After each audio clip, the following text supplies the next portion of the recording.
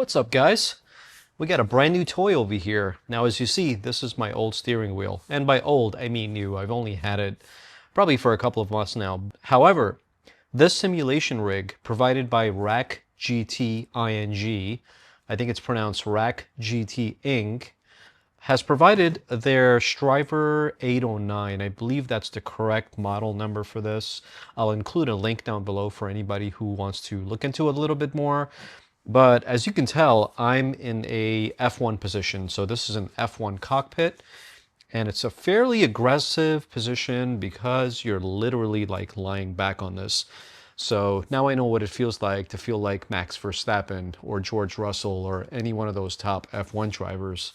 But yeah, as far as the seat is concerned, it feels really, really comfortable, and it has plenty of back support. So if you're a fan of the channel, you already know a little bit about me, but I'm somewhere around 5'6" tall. So if you are around the same height, then this is what it's going to look like for you. I've lowered the position of the wheel all the way to its lowest position, and when I'm holding the wheel, this is what it looks like. When I have my thumbs on the thumb section of the wheel, you can see that there's a little bit of bend in my arm, exactly where it's supposed to be. And my head is against the back of the headrest. I think, yeah, so I am touching the headrest towards the back of it, towards the very top.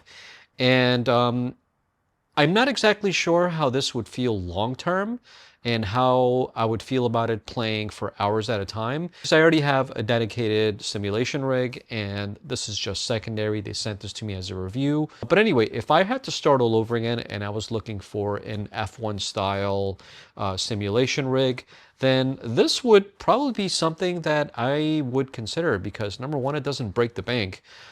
This entire system here, I put together in about an hour and a half. That being said, it's a pretty solid, sturdy stand. Obviously, it has flex. I mean, let's not kid ourselves here. This is a $300 system. Although the seat is comfortable, I can't confirm how the seat is going to perform in 3-4 hour stints. Like if you're someone who streams and you're considering sitting in this for 3-4 hours at a time, not exactly sure how that's going to work out. But as I'm sitting in it right now, it's got plenty of back support. It's got plenty of leg support here. I don't feel any strain on my body or on my upper back or on my lower back.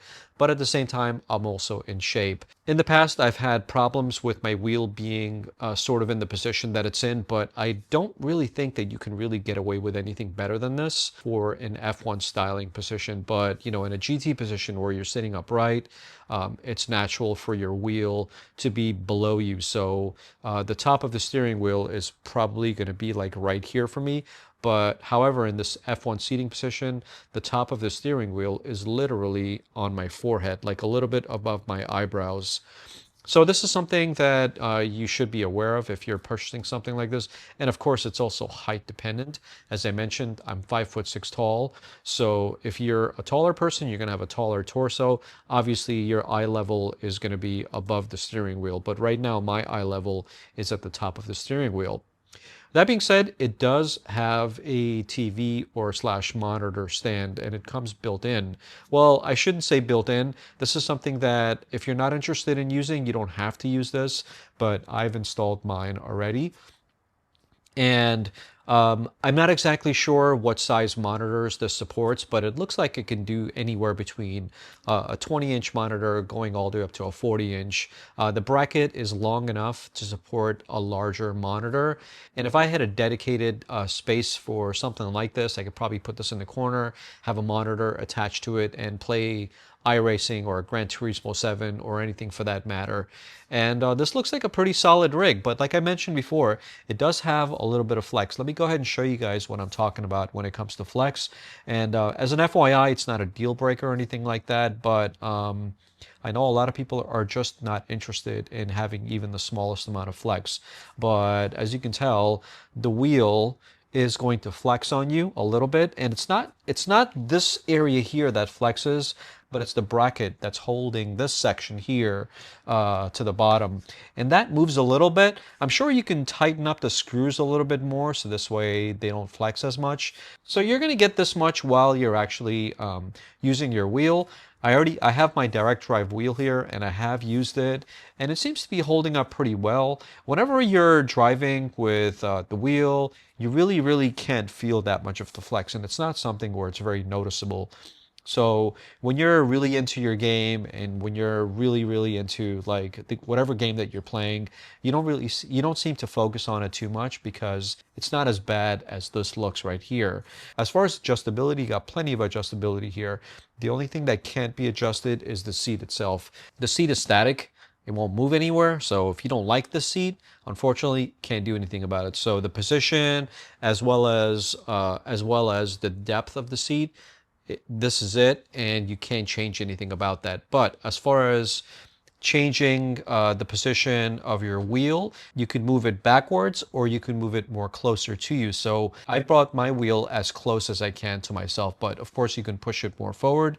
As an example, if you're like 6'5" tall, or anybody who's 6 foot or over is probably going to want the wheel maybe a little bit farther away, and you do have adjustability for that. As far as the pedals are concerned, the pedals can also be brought forward or they can be brought backwards. And as far as the TV stand slash monitor stand, the two poles that are going up where you mount your TV, that can be brought forward, that can be brought backwards. And of course, in the back of them, there's adjustability. So this way you can make it tighter. So this way your TV won't fall on top of you.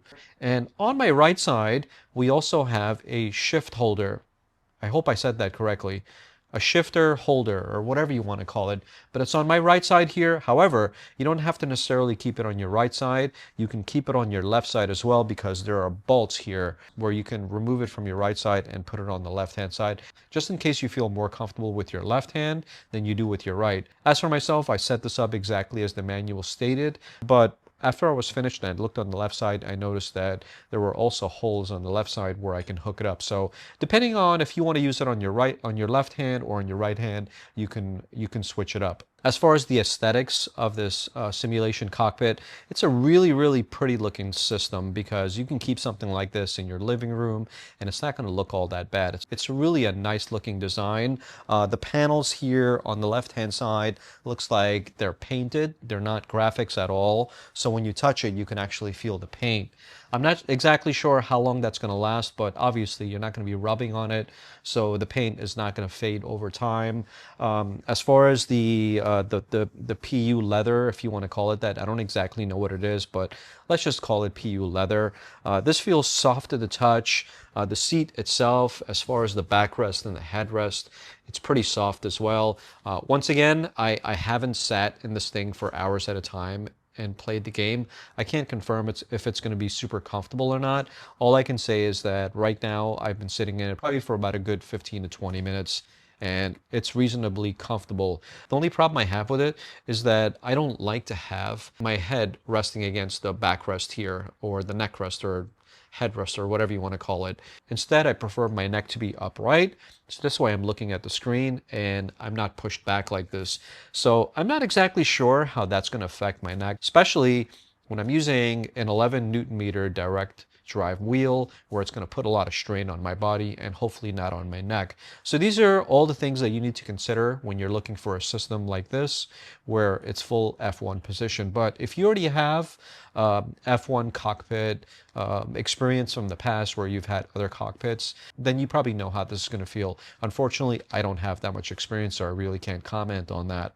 Now, as far as getting out and into the system, it's kind of tricky because you're literally like laying down on this thing, or at least that's what it feels like. I'm going to demonstrate what it looks like for me to stand up and sit back down, because it's kind of like rolling over.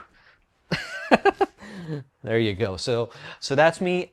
So that's me out of the chair, and now I'm going to get back into it so this way you can see what it looks like. Depending on the direction that you're going to enter the cockpit and sit inside of it, I recommend to move the shifter plate on the opposite side because you will bang up your leg on this, and I just did that and it hurt. So that's my recommendation for you. If you're going to enter this way, put the shifter plate on your left hand side. But otherwise, for 360 US dollars at the current moment, I think it's a fantastic deal because it's very nice to look at. You can leave it in the background and it's not going to look ugly or industrial or anything like that.